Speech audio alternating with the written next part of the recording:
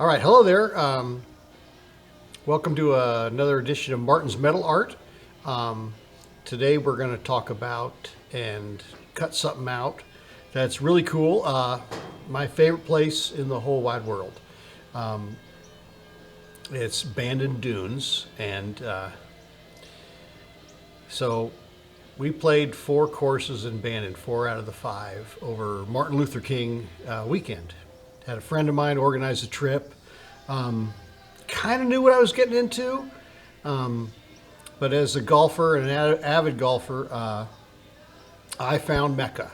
Um, and on the last day that we played there, we played a course called Old McDonald. And my first tee shot on the first hole at Old McDonald, I saw a really neat tree out into the distance, and I love silhouettes. If you want to cut something out with a plasma cutter, silhouettes are, kind of your go-to. But I love old trees, and I love old, dilapidated trees. And so from the first tee, I saw this out in the distance, and I hit this shot, and the sun was just coming up, so it was shaded where we hit it, and my ball went up high enough, and all of a sudden the sun hit my ball, and it went right toward this tree, which is a good shot. And the whole time I'm walking closer to this tree, I'm getting my phone out, and I'm clicking pictures, because the sun's hitting this thing just right. And turns out it's called the ghost tree. It's the spot on the course. I mean, you hit a drive on the third hole right next to it. I was praying I wasn't going to hit it. I didn't want to do any damage to it. It's that cool. But anyway, you see it throughout the whole course. You go right by it on the third hole. You see it from, once you go up over the ridge, all the ocean holes, you see it off in the distance. It's home. As you're coming back in on 18, it's off on your right. Anyway, I am going to cut out the oak tree, the ghost tree, and I'm going to send one to a couple different people. One of them is Mike Kaiser. He's the gentleman that founded the resort there in Bandon. I'm going to send one to the pro shop there at Old McDonald as a gift to them. And I'm going to send one to Eric Anders Lang of Random Golf Club. If you haven't seen Random Golf Club and you're a golfer, he promotes golf the way it's supposed to be. Fun, with friends. It's kind of changed my attitude on golf a little bit. It's made me want to not only enjoy the game itself, but the people around me. Random Golf Club. Anyway, Eric just moved his company to Austin, Texas, and I'm going to throw him a little piece of artwork. So anyway, I'm going to make one for myself also. So I'm going to kind of go through the process of what do you do, how you take a picture and turn it into some type of piece of metal art. So anyway, follow me. We're going to have a lot of fun here. So I took the picture. This is the angle I want. Then I took a piece of transparent paper, okay, and I just set that over the tree like so. And I took a nice felt Sharpie, and all I did was make that copy there. So anyway, that's the first thing. Once I have this on transparency, I'll take you to the next step. So I'm just going to chalk lines. This is what I'm going to cut.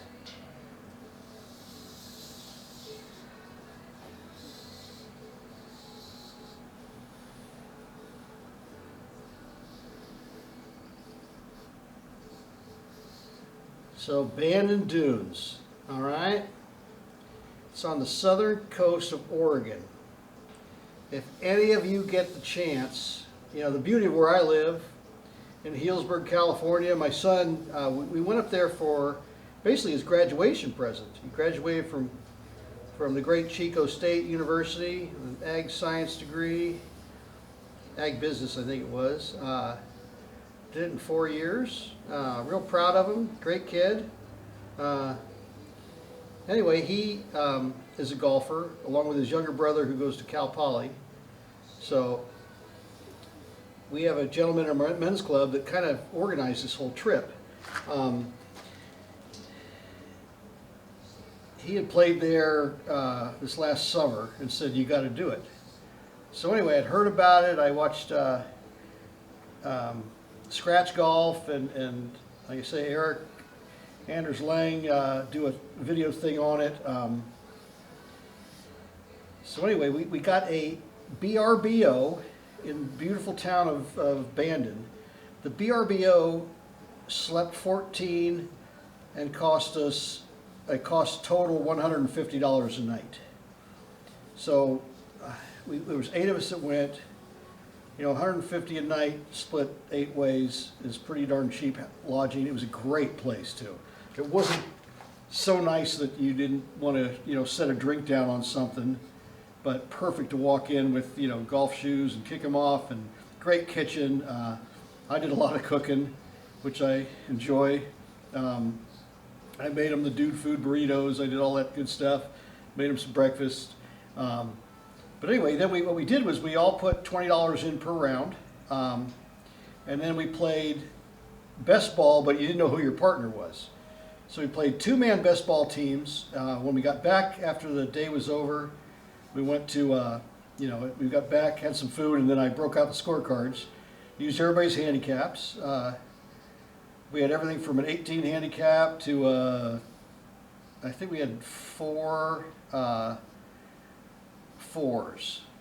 I played to an 8, which is, you know, it's good for me, but it really didn't pay at Bandon Dunes. But nobody really shot. I had 1 round in the 70s I was real proud of at Pacific Trails. But anyway, I'm bound and determined to go back there and not be scared of putting those greens. I probably left 10 shots on those greens just by, you know, just not having any confidence over the ball. But anyway, so we're making all these little areas. This all gets cut out. So, but anyway, I'm just kind of making just a simple trace. The artwork's going to take off when I fire up the plasma cutter, and essentially just I'm going to try to follow these lines a little bit more closely, you know, like I did say the buzzard. But anyway, back to Bandon. So you show up to Bandon. For one thing, you know, my son drove the first leg of the trip, and we got on Highway 101 here in Healdsburg, and he said, all right, where am I going? I said, get on this road, stay on this road. When you see a sign that says Bandon Dunes, take a left. So it's 8 hours from here. It's also, you know, that's with stops. It's 8 hours, the most spectacular driving you'll ever do in your life. The California redwoods up to the Northern California coast, with the redwoods to the Oregon coast. I would advise everyone to take a few extra hours and drive. You know, if you wanted to go see this and you're from out of the area, I would fly to San Francisco. I'd rent a nice mid-sized car, and you find highway, you go across the Golden Gate Bridge, and off you go. And you stay on that road until the whole way. You're going to go through wine country, then you're going to see the redwoods. It's, you know, what a fantastic drive. So, but anyway, you get to Bandon and you go to the practice facility to warm up, okay? They got a putting green that's as big as a football field. It's got nice rolls to it, and what you're going to find when you play Bandon in the links course is you're going to putt a lot. The guys that are really good at chipping the ball, I'm pretty decent at chipping the ball from just off the green. That doesn't exist there. The lines are so tight that, you know, you're either going to chip with like a 3-wood or you're going to putt the ball. You're going to see greens, you know, link style course greens that are as big as you've ever seen. And but anyway, so it kind of adds up to a lot of 3 putts. But the reward and just watching the ball, you know, track and stuff like that is just, you know, amazing.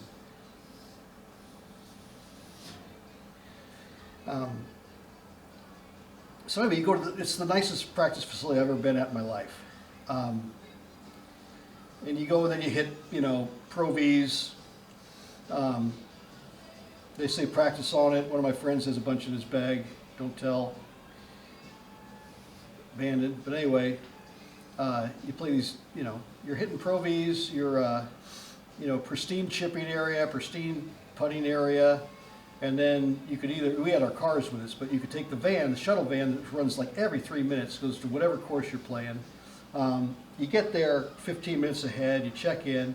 Some of the greens are different than what you've just practiced on.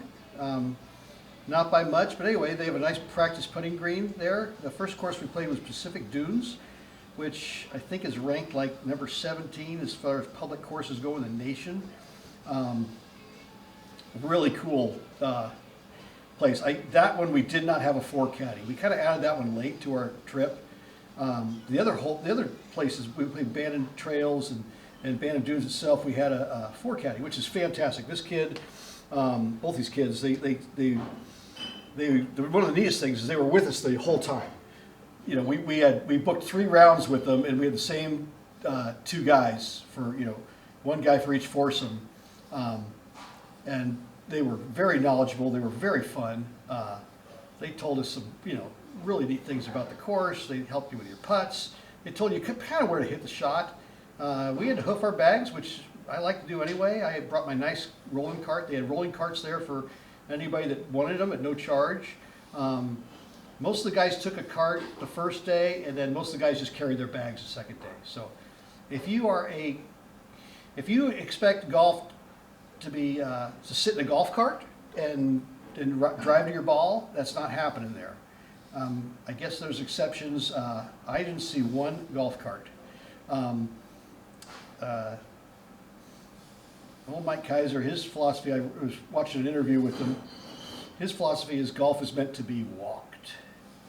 And it really is. It's I always enjoy walking. I tell everybody my standard line is, you don't get a body like this from riding in a golf cart. I always get a laugh out of that, but gosh, I love my, I got a really nice push cart. I love working with it. I like it. I like that feel in the grass and taking in the scenery, and I can play as fast at golf as anybody. So anyway, it's a course that is meant to be walked, and it's absolutely spectacular. But anyway, that's the first tree. I think I'm going to cut this one out, and then I'm going to actually take this and template the other spots with this metal for it. But I can get another one up here, I think. I can get a lot more than what I thought was just 4 out of this sheet. So anyway, we'll talk a little bit more about Bandon. We're going to cut this thing out. All right, we're going to cut out the first tree really rough, then I'm going to bring it over to the table and do a better job at it.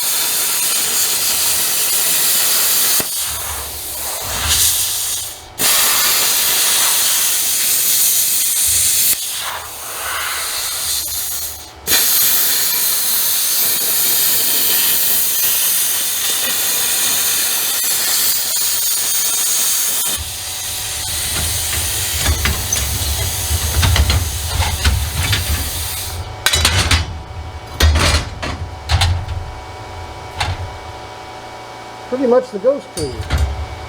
All right, we're going to clean this thing off.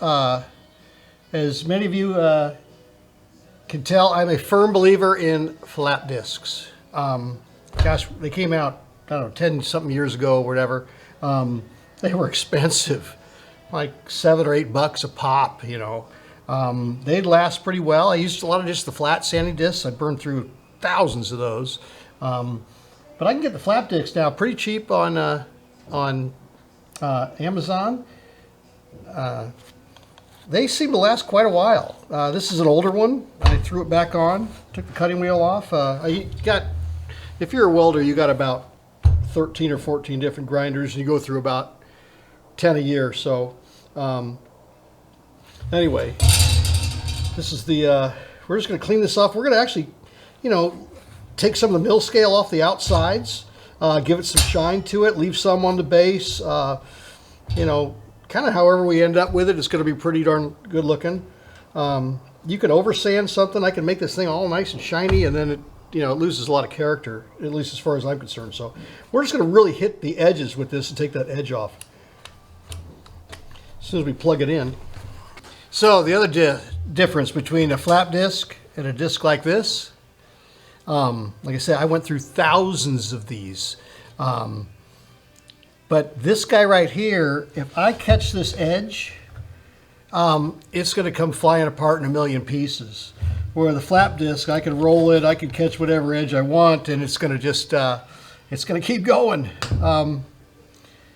There's not a lot of stuff that comes flying off of it, which is, you know, from a safety standpoint, I saw one of these break apart and go through somebody's unprotected arm. That's why you always put on the old goat skins and always put some type of, you know, protective something around you. There's nothing in this world that's more important than getting to the next job. So, you know, at times you see people get hurt. I've gotten hurt myself. But there's a reason welding is one of the highest workman's comp, you know, businesses. I think it's right below tree trimming. It's because lots of stuff flies around at high speed and it's very hot. So whatever you can control to keep, you know, yourself from getting cut up or burned or nicked or scratched or whatever. Also, metal's heavy. You know, that's another reason. But the most important job is always the next job. So I encourage you to make an effort to get there. So anyway, that's my welding lecture 101. Let's touch this up just a little bit more. Find some spots. Now I can clean off the slag on the back. Let's see how bad it is. See all that? I might just wipe it down really quick. I don't really care if some of that stays on because that is going to be the back and that's artwork. So anyway, I'll give that a quick little brush with the sander and take some of that off. Don't want to send them a package and have a bunch of little crumblies in it the whole time. So, all right, that, my friends, is the ghost tree at Old Mack. That's kind of cool. So now, one thing about this is we don't want to just, you know, I mean, drill 3 holes and say screw it into the wall. So we're going to make a little stand and offset this because if you get a shadow behind this, it's really, really, really cool. So we're going to give it a little depth by doing that. So I'll show you how to do that next. So I made a little bracket out of some flat stock, and what we want to do is make this stand off this tree. So that's going to screw into the wall. This is what the tree is going to slide onto. Notice how this doesn't cover up that, so you can screw this thing in, and then we're going to leave some bolts on that thing. So anyway, we're just going to kind of tack this up.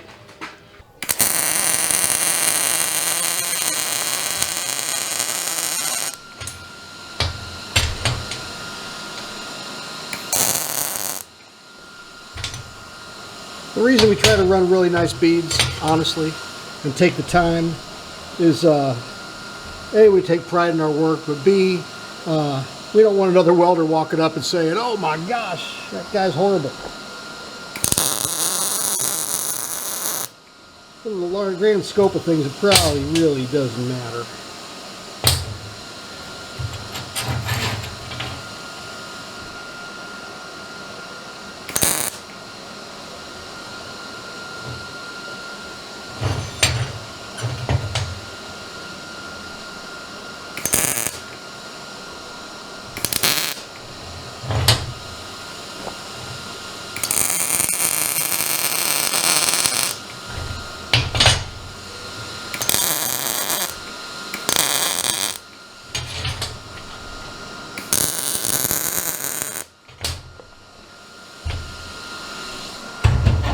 So we're going to clean that up. You know, mount to the wall here, just find a stud. This we're going to bolt to the tree. I'll show you how to do that in 1 second. So let me sand this up and cool it down a little bit. All right. So we got a bracket, found a couple bolts. We want these things to line up. So I'm actually going to bolt it through. So that's going to weld on. Somewhere like that. We're going to try to hide as much of this bracket as we can. Oh, that's pretty darn straight.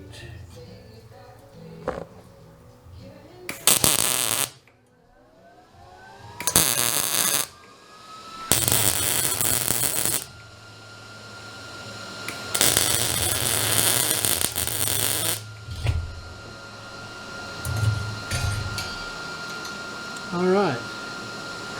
Now when that's mounted to the wall, it'll be, you know, I can adjust these screws here a little bit, but they can stick it how far off the wall they want, and it's going to give a great shadow. So the light hits that thing. I don't know. I like it. I'd rather be playing the course than building something about the course, but hopefully I can do both. So I'll show you a finished one. I'm gonna put one in my house if my wife lets me. So anyway, and then I'll let you know. I'll give you an update on what, hopefully, what Mr. Kaiser thinks of it, and what Old Mack Golf Course thinks of it, and what all the good people up in Bandon Dunes think of it. So anyway, we'll get back to you on this one. That was this is the ghost tree, folks.